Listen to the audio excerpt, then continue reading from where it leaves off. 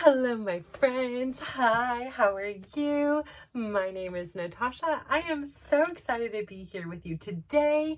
I am the creator and the founder of the Glow Up Method. And I am here to talk to you today about what my day has been. So literally last night, I lay down into bed. Finally, it's like 1 a.m.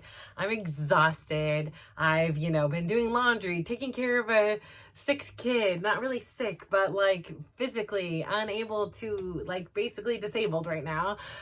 Cannot move out of the bed, cannot even, like literally cannot. He was sat there today. He was like, I forgot how to lift my leg. And I was like, I don't know, just try. Like, he was like, no, seriously, like, how do you lift your leg? I'm like, I don't know, just lift the other one and then like make a connection. So like, yeah, so he cannot even lift his right leg, which is, I'm sure very humbling and scary and intimidating for him. But on the plus side, I'm going to say the swelling is significantly going down day by day. Like, he was like, I can move my ankle again. And like, his foot is not just like this big. So it's nice, that's what I can really see.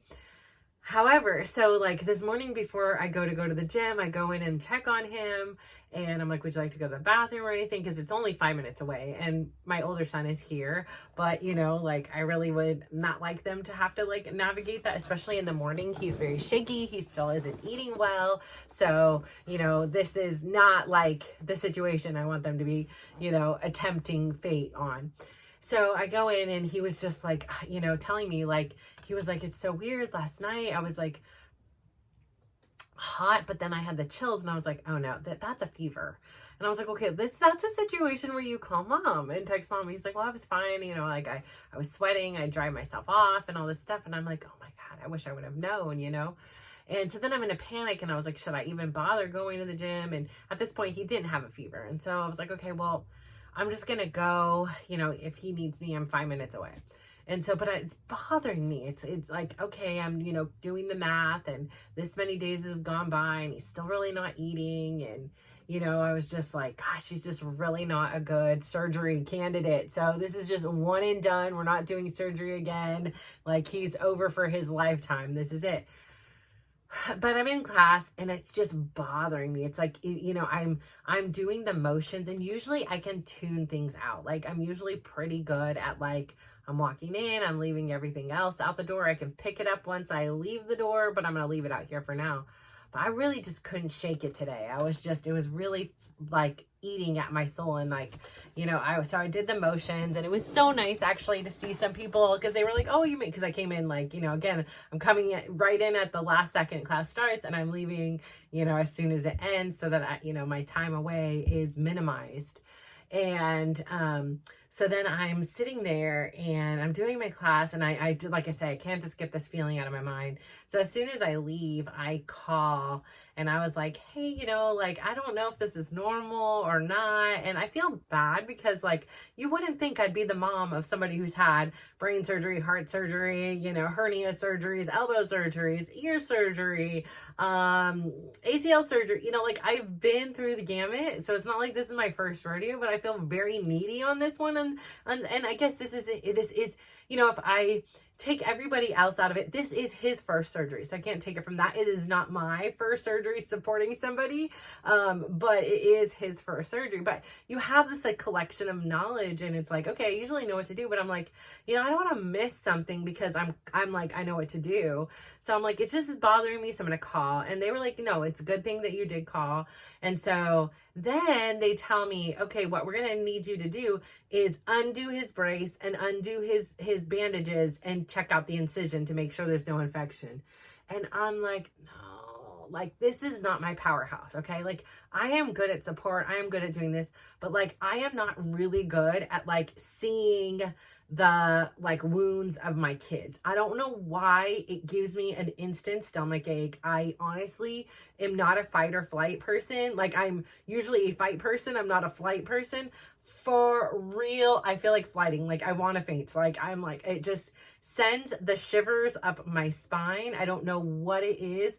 Like it is just something always like since they had like boo-boos when they're little. And not that I didn't have to. I mean, when Brad had his open heart surgery, I had to put on the the creams and everything. Like his scar is beautiful. I tended to that thing like it was, I mean, you can barely see it. His chest tube ones, listen, they are their own beast. There was not much I could do with those, but still overall they look really good. Dylan's head scar is beautiful. There's nothing, it just looks like scalp, but it's obviously bald right there. But yeah, like the scars that I was in charge of, amazing. The ones Dylan wasn't sketch, but whatever, you know, he's a boy, that was on him. But so it's not like I haven't had my own situations with steri strips and doing these things, like, but just having to do this. And you would think after like having broke my own leg a couple times, like broken other bones and wrists and everybody having something broken here, you would think I would be like a master at ace bandage wrapping. The worst. I'm absolutely, I will raise my hand. I do it so horribly, like awful. And so I was like, this thing is wrapped so beautifully. Like, I will, even if I take a million photos, I can never emulate the way this looks again. And so like, at first I was trying to do it on the bed, and I was like, there's just no way I can do this without like moving you. So we move him to the chair. That's a whole expedition. Are you comfortable? Okay, yes. So then I'm like, I really have to breathe. Like for a minute, I was like, I had to tell myself, like, Natasha, you are back in the shower where it is cold water. You are dysregulated right now. You do not want to do this. You do not want to see your child's wound. You were not preparing for that this moment, but this is for his health and well-being. You need to do it. And I can understand that. So I'm like, okay, I got this, but I was just like doing the like, I had to breathe it out because it was something I really didn't want to do, but I had to.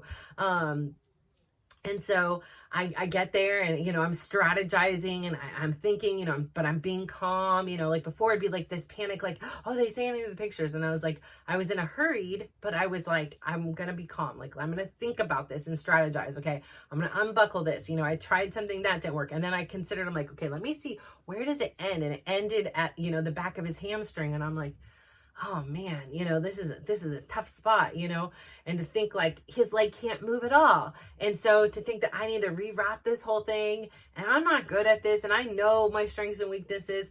I was like, you know what? I have an idea. Why don't I first started to try to do this. It wasn't working. And then I said, okay, I'm going to unsnap it off. I'm going to unsnap this whole brace. I'm going to leave it where it is. I'm just going to unopen it, unlock it. Unclip it, not unlock it, because it's locked this way, so he can't move his leg at all. It's at like 0 degree movement. But then there's like these 4 straps across, from one, side of the calf to the other, or up on the top for his quad, So I'm like, I have an idea. So I start to like slowly peel back the adhesive, like not adhesive, but the ace bandage kind of like thing. And then the next layer came in, and then it was again, what do I do? It was this like cottony material, like probably to like give it like some padding in there. And I was like, oh, what do I do? What do I do? And I was just like, okay, we're just going to rip. Because there's no clear definitive place of where this starts and ends. Like, I'm just going to kind of rip it open. So I'm ripping this cottony stuff open. Then I get to the next layer, and it's this gauze that is filled with like dried blood. And I was like, no, oh my gosh, this is where like the mama queasy is coming in. And I'm like, don't look, Tyler, and don't move. Because the last thing I wanted, I don't know how he was going to react. He hasn't had surgery. He hasn't had seen it. He hadn't eaten yet. He hadn't even moved yet, besides from the bed to the here. So I was like, I can't take you going down right now. We're not locked. I'm hanging on a string here. I'm doing my breathing. So I'm like, just don't look right now. And he was like, okay. And I was, thank you. So I look at it, I see that, and I'm like, oh, Lord Jesus, like this is a lot for mom. I'm like, why is this happening right now? Like, come on now, give me some kind of a break here. So I'm peeling him out. Okay, this is a big scar. All right, just keep going back and back and back and back. And it's a honker. I mean, it's about this big. And I'm peeling back and peeling slowly. And, before that I had like scrubbed. I was like I was going in the OR. I had scrubbed the hands. I was like this. I got the Purell. I was Purelling them. Then I had the gloves, putting the gloves on. And I was like, okay. And I was like, how do I open the door now? Everything is sterile. So I'm like trying to open his bedroom door with my wrist. I'm sometimes just a hot mess, but I'm like, this infection is not happening on my watch. And so I go in and, but I feel relief. Like as I'm lifting up, you know, of course there's dry blood. You just had surgery, but like the gauze and stuff. But other than that, like it looked red, but it wasn't like there wasn't any oozing. Like it was red. You had surgery. It's swollen. It's hurting, you know, like there was a lot of bruising. So to me, to my expert unprofessional eyes, like I wasn't worried. I took all the photos. Like I probably took too many. It was like 8 photos of it, like sent it in the my chart, carefully, delicately wrapped him back up. And I was so relieved that I had found this solution to like unwrap versus unwrap and have to rewrap. We will probably still be sitting there right now, like trying to figure out how to, I'd be like, listen, we need to go to the ER because I can't do this. I'm really bad at it. I even had to wrap Dylan's all the time. Like we'd go on these walks and they would just start slipping. I just am not good at it. I know my strengths and weaknesses. Like I probably could watch a million YouTubes. There's just certain things I'm just not good at. And it's not that I don't want to be, it's just I'm not. And then I don't need to practice this for too long, hopefully. So I get him back in bed just in time for him to finally start. Today was his first day of homeschool, which is bittersweet, right? Like he is a people person, so being at school is definitely his jam. But you know, he's getting going, and I think, you know, having some normalcy is huge. And then when he was done with school, there happened to be like a Europe soccer match that was on that was like really good. It was like this team PSG that has Mbappe. See, I'm not like I knew him. And Dembele, like I knew because I was like, you know, I can go off. I have all this work and things to do, but like he was just finally just kind of like being normal Tyler in that moment. And I was like, I'm going to just pull up a chair and sit with him. Like everything else can wait. Like right now, what is important is just spending some time with him. And so of course I'm not very like, let me just sit. Like I get way too, I don't have ADD. I don't think I have any of that ADD or ADHD. No hate if you do have it. I've never been diagnosed, but like it's daytime. I can't just sit here and watch TV. So, you know, I looked over and I saw in the corner, like Dylan hadn't hung all the laundry he was supposed to hang. So I just was like, you know what? I'm sitting here anyways. I'm just going to put this stuff on hangers. That way Dylan can go hang it up. Not that I can't, but it was like, this is his responsibility to put this stuff away. It was what was asked. So I will be kind, you know, as I sit here. But it was so nice to sit with Tyler. And finally, like again, like today, he was feeling a little like much more normal. You know, back to himself. And so after that fevering this morning, he didn't fever. It also gave me an opportunity to keep an extra eye on him. And, you know, we just got to chat. It was so interesting to hear his commentary about the game or the play styles or the players or the calls.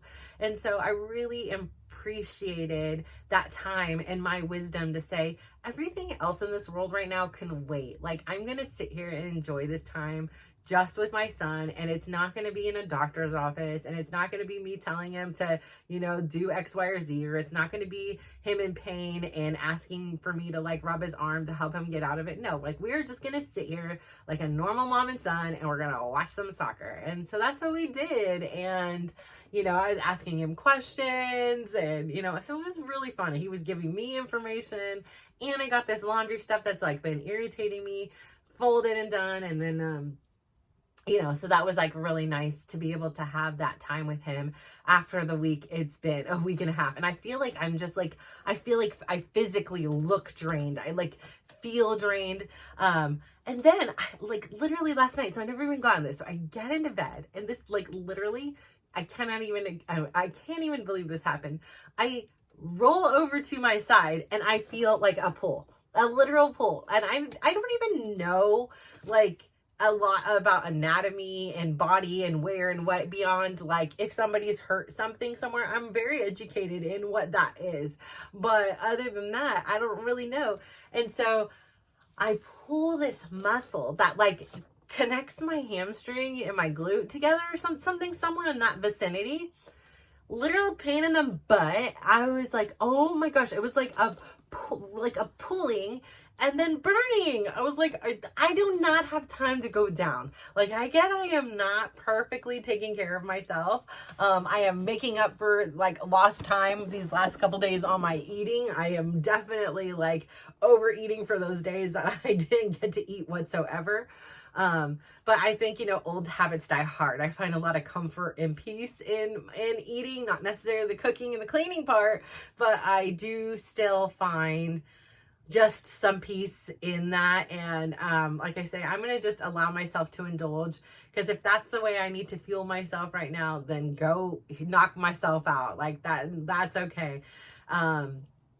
So I pulled something. So today, even in my class, like, not only was I just mentally not fully there, but like physically there were a couple moves, like especially the jumps, that I was like, oh, ow, I like know I should not be doing this, because I'm just going to exasperate it. And I'm here anyways, being stubborn. But I decided then and there that I would not be attending dance class tonight. Really for two reasons: the injury, and the second reason was I really wanted to keep this extra eye on Tyler today. I just felt like today, like, my place was at home, and I felt like I could get a lot more done. I felt like I was too tired to like make a half hour there and a half hour drive home and then dance like for an hour. Like, I just felt like I'm worn out, and to continue to like push myself, because this is my habit, this is my routine, this is what makes me happy, these people do bring me joy. I also need to say, like, right now I need to put on my face mask, and that means I'm going to stay home, which meant I have to run, which again I'm getting a little bored of, because it's been a lot of running this week versus having the mix up of being like run and then dance, you know, or some days it's all dance and no run, like. But having to do all the steps in the run does get boring, and does get like, I mean, granted, I can watch a show. Like yesterday I tuned out, and today I was able to get some writing done and things like that. And I did get to dance this morning. So, you know, that took up a chunk of it. But it's difficult sometimes. Like I just get kind of bored. I love the dancing because it doesn't feel like I'm working out, and it's just a nice challenge for my body and my brain. And which you guys know this by now because you know me. So I love the dance. Yeah. But you know, I just have to say, like, it's nice to have the balance, right? It's this injury for my son has taught me so much. So on one aspect, I was thinking when I was driving home, it's pretty cool because obviously you guys haven't known me through all these injuries and through all these medical diagnoses my kids have had, or my family members have had around me. And so you have my stories, right? And you know me by now, and you can take my stories with a grain of salt, and you can believe them or not, you know, whatever. It's up to you. I know the truth. I know my experience. I know what I've lived. And I'm here to like share for somebody to either laugh at, like, go ahead. Honestly, there's days like I all I can do is laugh. And then also like, you know, or maybe better yet, there's something somebody can learn from, or something I say in here you could be like, wait, that's really helpful, that's good to know. So I think that this was kind of cool. I was thinking about it, that I get to kind of document something, because I get it all the time. Like I get, you know, I forget, right? You know, I just brush things off. Like, okay, you know, I had met these lovely ladies at the book club, and they were like, you're so inspirational, like your weight loss journey. And it just seems so like, oh, whatever at this point. Like it doesn't seem necessarily special. It doesn't seem like, it just is like, that just happened. Like, you know, I worked really hard, and I continue to work really hard. It never ends. It's not like, oh, I started and this is when I end. Like, no, this is going to be a part of, it's a lifestyle change. It's going to be a part of my life. It's going to be, you know, there'll be days, there'll be weeks, like, you know, where at the beginning of the weeks, I couldn't really eat because I wasn't hungry and I was tending to somebody else. And then there's times I know where I make up for it, and I'm eating a lot, and I'm like, hey, you know, like having to like have this conversation with myself, like, what's going on? Are we okay? You know, checking in with myself and be like, is everything good? You know, no, okay. You know, what is it? Yes. So it's interesting. Like I kind of like don't really always give myself enough credit for the things I've accomplished. And so again, I get so many times like, how do you do it? Like how have you seen and been through so much with your kids? And I'm like, I don't know. Like you just get through it. You have to. Like today, right? Today is a prime example. I did not, like in any other instance, like I don't typically, I don't go to Chris and like trust him with a lot of things, but there's certain things that like I just know I am weak in the knees about, and that I'm like, at this point, you are the better option than I am. And so had he been here, I would have had him do it fully. And now granted, he would have taken the whole thing off most like it would have turned out very differently. So it was good for me to have nobody else to depend on but myself in a situation where it's something I really don't want to do. And I think that this week, you know, he had sent an email, and in the email he had asked me, don't ask me for anything anymore because it's too hard for me to say no. And I feel conflicted and stuff like that. And I got frustrated because I'm like, why am I doing your work? Like, your work is to say, no, I'm not going to do this. Like, my work is not to be like, I'm just not going to ask him questions because he feels uncomfortable. So it irritated me, right? But then again, like, I went through my process and I'm like, I'm not here to be his mom. He doesn't want my advice. He doesn't want me teaching him. I'm going to be me. If I have things to ask, I'm going to ask. I'm not going to sit here and not do it. But I also am going to be like, yeah, there are certain things that, like, if we aren't together, I need to do or find somebody else to pay to do it for me, right? Like, or ask somebody else to do these things. Like, I have to grow up too. Like, that's part of the deal. And so like this, when I had to go to my uncle's house and load my whole car full of a huge heavy door and heavy boxes and, you know, go do things. And I was, you know, unload it once I got in there.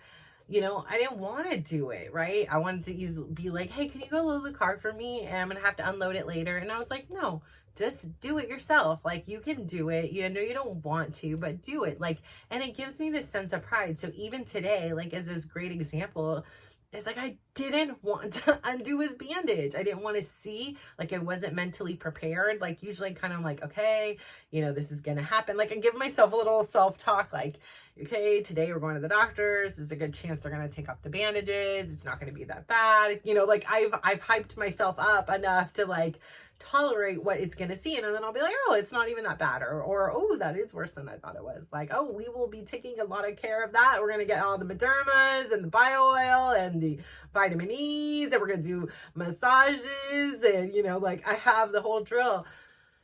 But I wasn't prepared. And I, you know, like, here we are in this, it's not life or death, but if he has some kind of bad infection or sepsis, like, very well can be, right?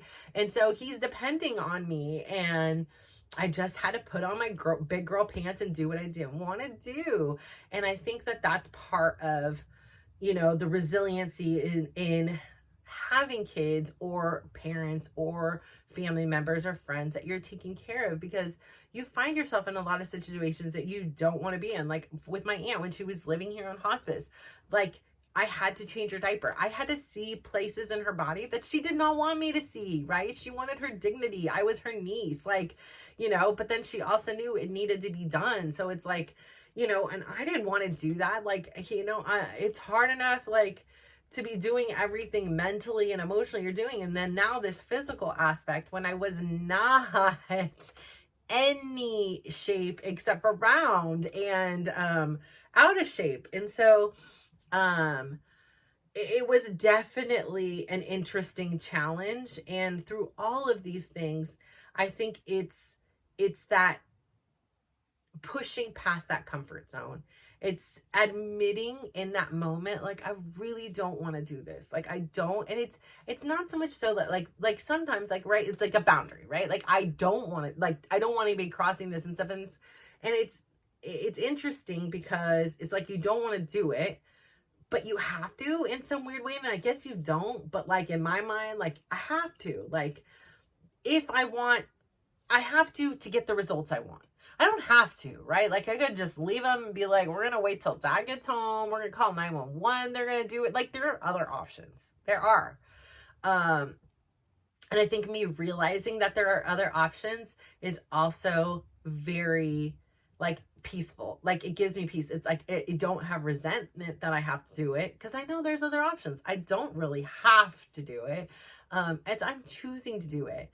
And I was able to push through, and I was able to do it with some degree of confidence once I got going. Like, I trusted myself in the procedure to get him the, you know, the medical care that was necessary in that moment. And so I think with each one of my kids and my aunt and my uncle's health conditions that I've had to be a major role in, I think that the biggest thing has been the like driving force has been like, number one is my desire to do the right thing. Like my desire to show up for other people that I love and, understand that I kind of look at it like this. I happen to be my kid's mom. But even when it came to my uncle and aunt, and I was like, you are somebody's baby. You are not my baby, but you're somebody's baby. And when you're somebody's baby, like, as their mom, if something was to go wrong with my kid, I would want somebody to step up and help them. Like, right? If there was something that was wrong, like even the doctors, you think about it, there's something wrong with my kid. I do not know how to cut into my kid's leg, put the bone back together, but I'm going to trust that there is somebody out there who can do these things and will do these things in my absence because I'm not able to be there and do that for them. And so the same thing goes. Like I think about my uncle and my aunt. I think about, everybody has their own choices and how many of our family members decided to not be a part of that, not contribute, not help, not even call. And everybody does it differently, right? Like I dive in, like I'm all in, but I think that desire comes from, because I realize like, they're just somebody's baby. That's somebody's baby that needs to be taken care of. And like, for me, especially because my grandma was gone, and it was like, if I knew that like, this was one of my kids and my niece, my granddaughter was, not my niece, my granddaughter was capable and willing to help out, like I would be so grateful, because in my presence, I wasn't able to be there, right? Like my grandma's passed away, like she's not able to be there to take care of her baby, but just knowing that somebody else was, I don't know, it kind of makes me feel a little bit of comfort. And so just being able to say, yes, this situation sucks. Like I think owning the fact that you're finding yourself in a situation you did not want, you did not wish for, you actually wish it was different. It's mentally draining for them. It's mentally draining for you, your family, your friends. It's so complex, but yet you find a way to make it through. And for me, like humor and laughter, like is a big culprit. And so there are days like today where even in my class, like I could feel like I'm half there. There are days that like it is a little bit more of a struggle, or when I save everything great for them, and then when I get out, I still kind of like struggle to have my own. And I'm not very accustomed to, because for the majority of the time, I didn't go anywhere else. I didn't have another outlet. So I didn't really know how to navigate outside of them. It would be like, be with them, give them everything, and then go lay down and be depressed. And I think the difference this time, and the time with Dylan and with my uncle, not necessarily my aunt, because I hadn't really gotten into any kind of thing for myself, besides I was kind of doing like 10,000 steps a day, hit or miss. But the important thing was I went regardless. And I may not show up with that same happy-go-lucky energy as I usually do and that everybody's accustomed to, that I'm accustomed to. But I am showing up and I am refueling the best I can. And I am a human, and I will be back at it. I will be happy again, but I also need that time to kind of grieve and work through the process. And I love that I still have a community that still wraps their arms around me and is like, I am here and I adore you, and how are you, and how is your son? Like that makes me feel so accepted and loved. And if you love my kids, I love you even more, kind of thing. Like it just makes me feel very special and grateful for this community that I've developed, and that there is this safe space to go and even just let it out. Like even my instructor today at one point, he was like, just let it out. And I was just like, hey, there were a couple songs that I could just really dive into, and I didn't think of anything except for the song. I get a little sassy on those ones. And then there were others that like just really, still it was feeling a little heavy in the heart. Especially since he wasn't well. So now that tomorrow, shall I be able to have the opportunity to go, because I think Chris will be here. So the evening class will be easy. It's Thursday morning, which is my favorite overall. I may not be able to attend, and I'm okay with that. Like I'm coming to grasp like with what is important. So tomorrow night I most likely will be able to go, which will be good because it'll be like a good 2 hours, and I haven't had a 2 hours in a couple of weeks. But it will be good and bad because it's my hard glass. But I think that it is important for me to continue to have those things. And so what sets me apart when it comes to this is just, I think, the attitude. I think it's the not wishing away, the why, not why me, even though those things do come up. It's really realizing that like I can get through tough things. And if I can get through tough things, then my babies can get through tough things. And I'm sorry that they have to go through this. Really, I am. I would take it from them in a heartbeat without question.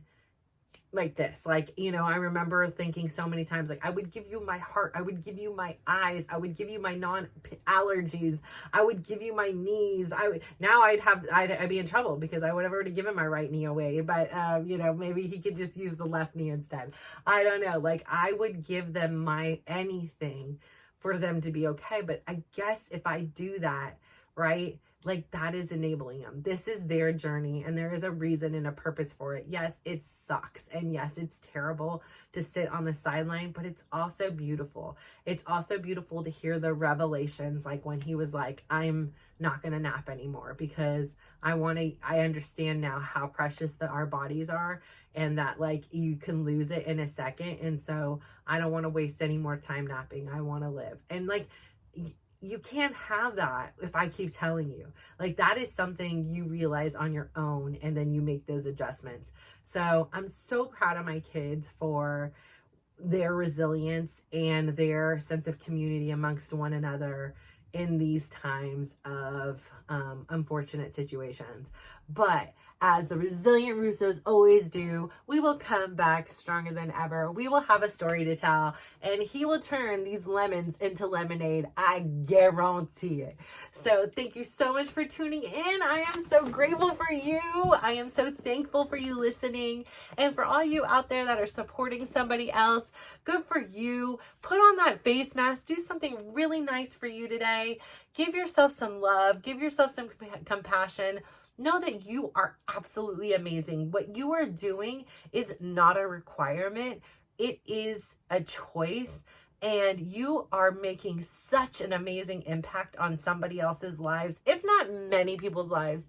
So thank you for being you and showing up, even though it's really challenging. So I thank you for that.